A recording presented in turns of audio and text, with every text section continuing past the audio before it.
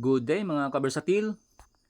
Ito yung horsehead na porcelain na ginawan ko naman ng hulmahan. Noong 2014, binigay sa akin to ng aking isang brother. Shout out dyan kay brother Rinier Bong Basilio. Siyang nagbigay sa akin ito dahil nabili niya ito sa Bacolod, buy one take one. Sabi niya sa akin, gawan ko daw ng hulmahan yung isa. Kasi alam niya, may mga ginawa na akong hulmahan doon sa mga baluster na ginawa ko nung una.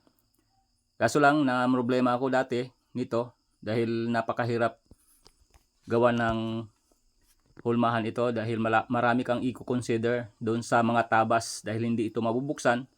Pag nagkamali ka ng ruta dito, sasabit yan dahil matigas itong hulmahan natin dahil simento. Halos 2 linggo ko siya plinano at awa ng Diyos nagtagumpay naman ako doon sa magandang problemang ibinigay sa akin. Kung nakikita nyo, fit na fit lahat yan. Walang singawan ng hangin doon sa mga joints niyan.